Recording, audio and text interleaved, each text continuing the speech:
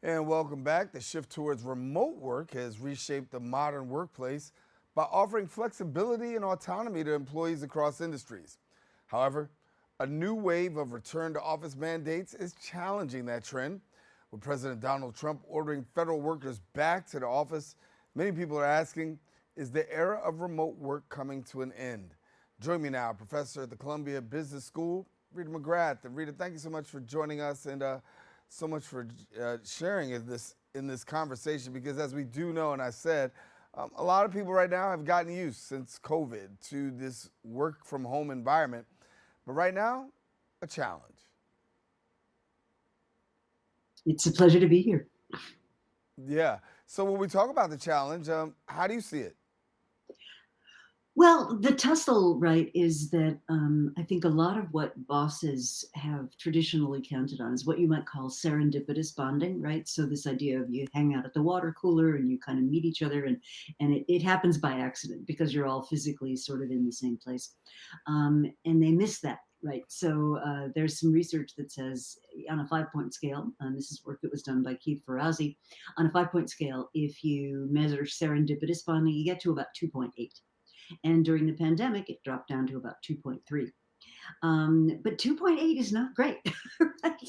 So I think what bosses are hungry for is that deeper cultural norm creation, that being all together in the same place matters. So you've got these really kind of very conflicting issues, right? So for young people, there's a lot of evidence that shows that being in a place where you've got older people to mentor you and show you the ropes and teach you is very, very beneficial.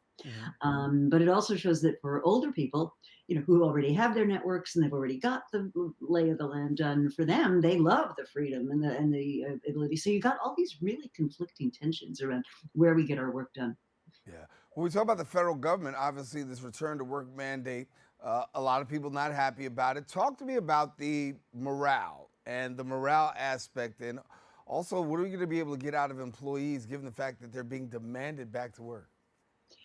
Well, it betrays a lack of trust, right? It basically says we need you to clock in and out as though you were kindergartners. I mean, there's a real kind of human dimension to this, which robs people of their agency and basically communicates we know what's best for you in terms of where you work. It's almost an industrial age mentality, right? And I think for morale, I don't think it's great. I think for a lot of people, hearing that message and being told, well, we can't trust you to get work done if you're not sort of under our thumbs, is a very depressing message. Right. Yeah, and I think a lot of people take it as such, right? Like, if we can't trust you to do work at home, get in here so we can watch you. Right. That's an issue. That's an issue of trust. And when you come back to the workplace, obviously there'll be some people who won't necessarily. It won't necessarily always be a hostile environment, but there will be an environment that's conducive to, like, oh, Big Brother's watching. I really don't enjoy being in this environment. Exactly. Have you heard the phrase coffee badging? No, go ahead, tell me about So this is it. where this is where employees will get to the office. So clearly these are people with a short commute. They'll get to the office, they'll badge in, they'll have a cup of coffee, and then they leave. Wow. Okay. Okay. That's how. But now Big Brother is fighting back now because what they're saying is you don't have just to badge in, you also have to badge out, and we're going to watch you, while you're doing your badging. Which I just think this is like what have we come to in the workplace where this is necessary, right? Yeah, I mean, it's where we are today. I think a lot of people have gotten accustomed to working from home. I think we found out that there's productivity. I've talked to several people who are business owners. They've said I've been able to save money by not having people per se in a brick and mortar environment, and as long as I'm getting the productivity and I'm getting the bottom line met, I'm okay. But then when we talk about federal government, it's not the same. It's not the same. And so therefore you've got that, you got that tension. Do you see this tension playing out over a long period of time? Oh, I do. I absolutely do. Well, there's a backdrop of bigger tensions too, which is if you look at the size of the federal government since Ronald Reagan, its administration declared war on government, it has not kept pace at all with either the size of our economy or the size of our population. And so what we have is critical understaffing in everything from air traffic controllers to people that are processing, asylum applications. I mean, there's no reason somebody should have to wait 3 years to get an asylum application approved, except that we just haven't appropriately directed resources toward those things. And so you've got people who are already really trying very hard to serve the public, but they're very overworked. They're not at the top of the economic pay scale, but and now on top of it all, they're being told, where and how to do their work. It's kind of a toxic mess. Yeah. Well, we talk about Elon Musk for a moment, and the Musk factor is what I like to call it. The fact that he's actually uh, looking for in person and this demand for in person. How much does the Musk factor play into what we're seeing right now? Well, Musk has been very clear about that in his own private companies. So this isn't Right. just a government thing. So here's the thing about Musk's management style. He believes that people should be very autonomous in what they do. And I kind of, this is an area where I kind of am on his side. And so he'll say, when you come to work, say at a Tesla factory, you literally don't know what you're going to be doing that day. And you go to where you feel you can add the most value. They call it the law of 2 feet, right? So your 2 feet take you to where you can do your best. So even if you're like a trained accountant, if the place where you can add the most value is figuring how to get the robot to attach a tire more quickly, Hmm. that's where you go. And so the reason people need to be in person in that environment is because you can't pre-plan it and you can't do it like away from the physical space. And I think he wants to bring some of that ethos to the government. Right. Do you think that his leadership style is something that will catch on uh, across the country? Well, he's unique. I don't think there are very many leaders that are like him. Yeah. What I do think, though, that we are seeing now as organizations, and this is a bigger picture thing, organizations are getting a lot more distributed because we're dealing with complexity in the environment. So if I were to go back to say the 1950s, Hmm. what I think we had there was really complicated environments. So you're running General Motors or something, and you got to get a huge factory processing at speed. And you could really run that through a hierarchy. And the idea was you had operate exactly, copy, mass production, everything's got to be the same. With a digital economy, what we're having is much more distributed organizations. And ironically, what we're finding in those kinds of organizations, the place where it all comes together is what you can think of as a benevolent dictator type of leader. And Hmm. that's sort of what Musk is. That's what Steve Jobs was. That's kind of what Jeff Bezos is. And I think it's interesting because these are not command and control leaders, but they're very engaged leaders. Right. And this kind of engaging leader is the emerging leader as we're seeing in society these days. I mean, when you think about, you talk about Musk, you talk about Jobs, you talk about Bezos, right? Uh, they approach things a little bit differently. And that difference is what's really shaking the core of what we're seeing in our societal structure because we've been so used to seeing things from what we will call a normal perspective, but they're bringing something that's different. And for an employer, you got to take a look and say, listen, they've got a multi-billion-dollar business. Maybe there's some advantage in taking a look at some of these practices. Oh, I think there is. So here's why I think this matters. It's because we're really in the transition, and I think this matters for the theme of your show. Mhm. We're in the transition from this sort of fossil fuel based highways, suburbs, mass production environment to digital, more local, more distributed, much more kind of asset light environment. We're really in that transition, and we're only beginning to see what that's going to look like. Right. Rita McGrath is the professor at the Columbia Business School. We've been breaking down remote work and coming back to the office. Let's do this for a second, Rita. Talk to me about someone who says, uh, I want to analyze both sides. I want to analyze in person and I want to analyze remote work. Let's go in person right now. If a person is in person, what are the pros of having an in person work environment? Well, more culture, more mentoring for young people, more opportunities for serendipitous bonding, more opportunities for learning, um, tighter relationships, the building of social ties as well as work ties, and more collaborative problem solving. So I think if you've got a really new problem you want to solve, it's really hard to do that over Zoom. Like if I'm trying to figure out, what does robotic infrastructure combined with AI mean for the construction of mobile homes, you're not going to solve that with 15 people on a Zoom call. You really need people around a whiteboard with post-it notes and being creative and that kind of thing. So Right. that's in person.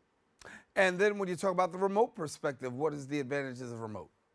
Remote is you can tap into talent from anywhere. It allows people who are differentially abled, to participate. So, let's say you have a handicap. Well, nobody needs to know that in many cases if you're remote. So you can tap into different talent. You can really leverage people's asynchronous capability. People can work at their own pace. They can work at the time of day that suits them. You can get a lot more independence. You can get a lot more creative thinking, and you can really tap into different kinds of employees. So I think there's a lot to be said for remote as well. Yeah, I was remembering the conversation that was had with a couple of people when it comes to remote, and what they said was, "This has done so much for me and family that even though I've got to work, it's done something to strengthen the family tie, and the family tie has been broken from their perspective in America."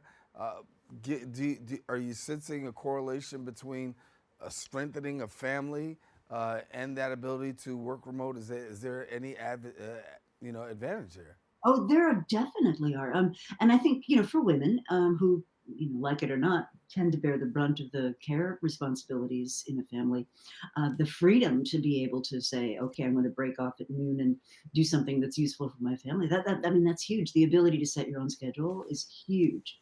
And I think a lot of office jobs have been designed like factory jobs, like where it's like almost like you're like cogs in a wheel. Whereas being remote allows you to really build that flexibility into your day. I mean, I remember when I was a young professor, I'd pick my kids up, I'd feed them dinner, and I'd be back at my desk till like 11 o'clock or midnight. And my husband would turn up sometime in the middle of that evening. I mean, it wasn't ideal, but it allowed us to do the things we needed to do as parents without, harming our kids or shirking on our work. Yeah, I want to talk for a moment, if you allow me here, to talk a little bit about this political angle that we're dealing with right here. The federal government saying, well, the president saying, listen, federal employees, you've got to return to work. How much of a precedent does that set when you say, hey, we see the president, we see federal government now saying it's important for you to return to work. Now we're going to see more businesses and corporations follow suit. Is that what we're going to potentially see? Potentially, for sure. I mean, they'll accept that as a precedent, but they're not the first, right? I mean, Amazon very famously has said back to work. Jamie Dimon wants people back in the office. So it's not they're not the only organization that said they really want that. Hmm.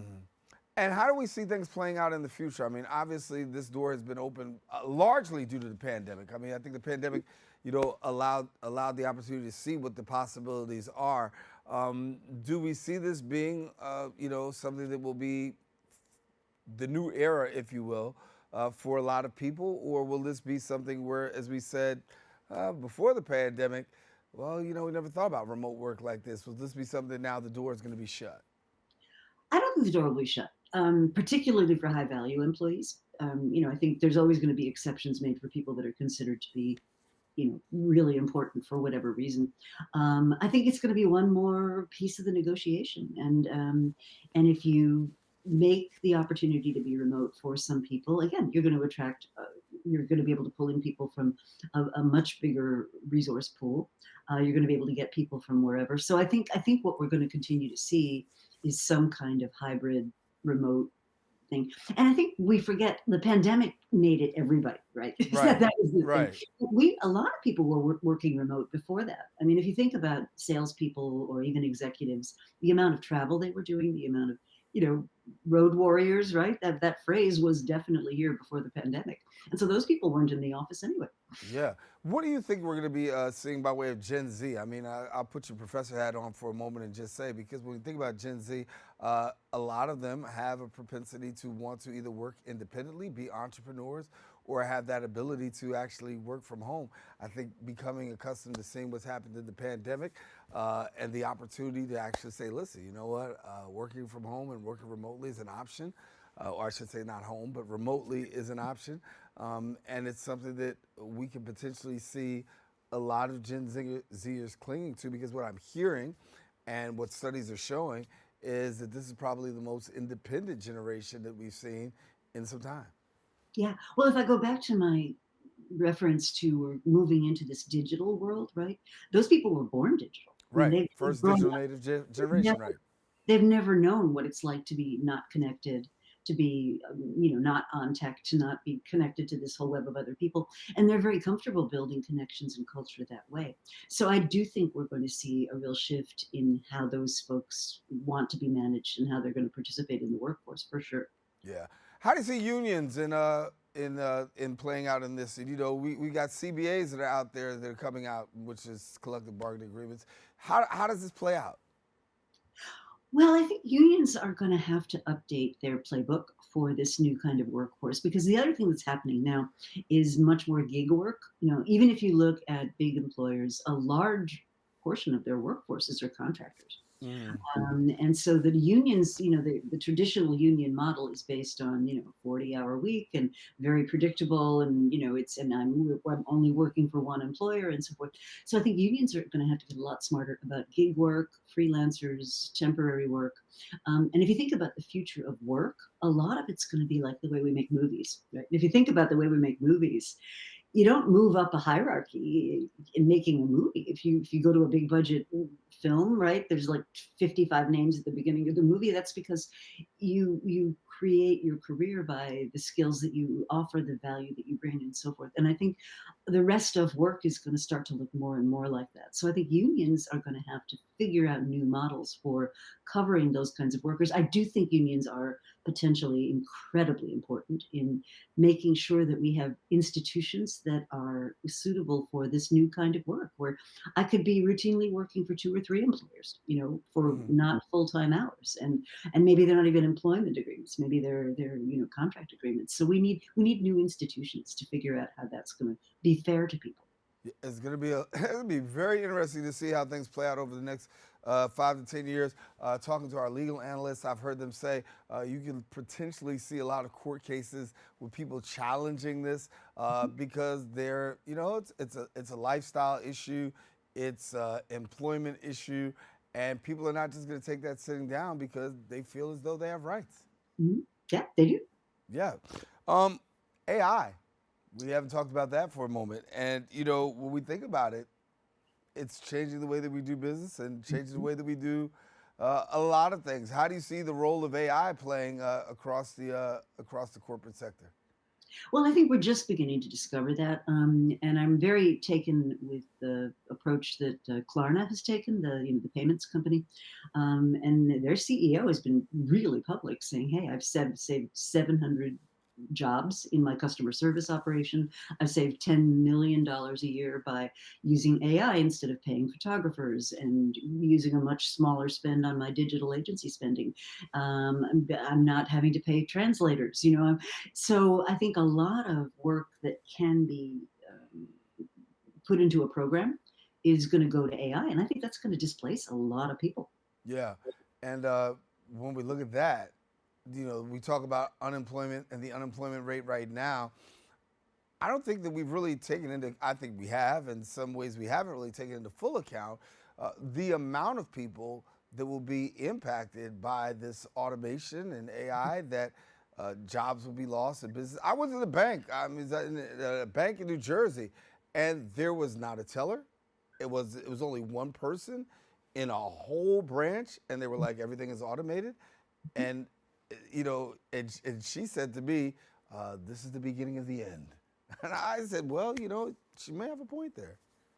Yeah, but as I said, we're in this transition, and I think what we will discover is there are places where there will be new opportunities opened up. I don't know yet whether the jobs that are lost are going to be equivalently recovered. As again, this Klarna CEO says, you can't tell a 55-year-old translator, hey, you're getting a new job as a YouTube influencer. Right, right. But I do think there will be new kinds of opportunities that open up. We just don't know what they are yet. Yeah, I was thinking about a conversation that was had recently where we were talking about in one area where manufacturing jobs were pretty dominant. All those manufacturing jobs have pulled out. Now you have STEM jobs, and the people that are working these manufacturing jobs that made such great money and supported that middle class economy. Now all of a sudden you're asking them to come in and learn this skill set, and of course you're not going to be paid at this skill set because you're not there, and that imbalance that it creates, in the economy and communities and you wonder about about the shifting. And I think about right now, how we're in the middle, I guess we could say, of this really dynamic shift that is going to impact the way that we see business, the way that we see automation, the way that we see productivity and effectiveness. It's a lot that's on the table right now. There is. There is. Yeah. What do you say that we should be keeping our eyes out for in the near future? Well, I think certainly the progress of AI is one big one. I do think we need to keep an eye out on the policies around, the social justice angle. So I do a lot of work around, things like health equity and how do we make sure that opportunities are offered to people who need them. And I think that's a space where, there's a lot at play right now, and I think we'll need to be really paying attention to that. Yeah. And for yourself, what are the conversations that are being had, in circles like yours that maybe the wider public isn't? What are the concerns? In terms of the world of work, Yes. well, I think there's a big concern about the fact that for many, many years, this is not a new thing, and this is not a work from home thing, but the workplace has treated employees basically as poorly performing robots. And so, a great resource on this is Zainab Tan from MIT, who wrote a wonderful book called "The Case for Good Jobs." And her argument is, if we can stop thinking about employees purely as units of cost, but think about them as potential units of growth and revenue, we would have a completely different attitude about how we manage people. And I think we've still got some very wrong-headed ideas out there about how you deal with real human beings who are working for your organization. There's this balance between efficiency and autonomy, right? I think that we have to learn how to navigate that balance. How do we better navigate it? Well, I believe that if we give people the right tools and if we're clear about our objectives, if you have the right leadership, that human beings are ingenious. If they will rise to the occasion if they're given the space to do that. So there's some wonderful theories about incentives. And William Baumol, who's a very famous economist, said, your entrepreneurial talent can be directed towards productive things, so value creation. It can be directed towards unproductive things like moving money around. Or if you're not careful, it can be directed towards destructive things. Like crime or drug dealing, and so you want to really think about the incentive structure that you're putting in place. Mhm. Give me a moment to just unpack this here because when I'm thinking about some of the things that we're dealing with right now, really there is a lot of a lot of fallout, a lot of shrapnel that's out there, and one of those things that come into mind is like that of real estate and the ripple effect that it has with regards to real estate. Unpack that for me as far as real estate is concerned and how this is really impacting. Well, commercial real estate, I'm presuming Yeah. you're. Yeah. Okay. So, well, a lot of companies are finding that they have a lot more space on their hand than they have bodies to fill it. And so you're seeing a lot of concern about downsizing space. You're seeing many former office buildings kind of going empty. And one of my colleagues talks about the urban doom loop, where you've got fewer people in the office and then the buildings can't cover their costs, and then they give up their leases, and so you've got all this empty space. Meanwhile, you've got a massive housing crisis, and one of the things he's talking about is, can we repurpose some of those office buildings into living space? Because most large cities right now have a huge housing crisis and a huge housing affordability crisis, so maybe there's an opportunity to repurpose some of that. Yeah. And so as we look towards 2025, what are some of the dominant themes that maybe we should be, we'll probably be taking a look at and keeping our eye on? Of course, obviously remote work thing is really going to be huge as far as business is concerned. What other things come to mind for you? Well, I think we're really on the brink of understanding where electrification comes in. We eventually are going to have to face the fact that we can't live on fossil fuels forever. We've been in denial about that for a long time. Hmm. I do think the role of genders. We've got a big crisis right now with a lot of young men feeling very disengaged and not being pulled into the productive workforce. I think we've got a lot of tension around those things. And then, as your show suggests, the whole theme of social justice, we really need to think about how we're going to make our societies more fair. Yeah. What are the things that you're hearing from your students? I mean, obviously they ask a lot of questions in your environment, and there's some things that they're saying. What are you seeing through their questions, their papers? Is there anything rising up that we can that we can glean from. Well, they're very interested in, how do I even think about building a career for a job that might not even exist today? Like, how do I prepare myself when the traditional disciplines and so forth are not necessarily what's going to lead me to a predictable career path? Yeah. And so I want to thank you for taking the time and being with us today. Certainly a great conversation. A lot that we can pay attention to, but honestly, this workforce thing and whether you're going to work remotely or be in the office, it's going to be something we're going to be talking about for some time. And I want to thank you for bringing some light to these issues and really the things we need to pay attention to. Hey, thank you very much. It's been a pleasure. All righty, Rita McGrath. She is a professor at the Columbia Business School. Want to thank you so much for joining us. And listen, we are going to take a quick break. We encourage you to stay with us. We'll have more coming up right after this.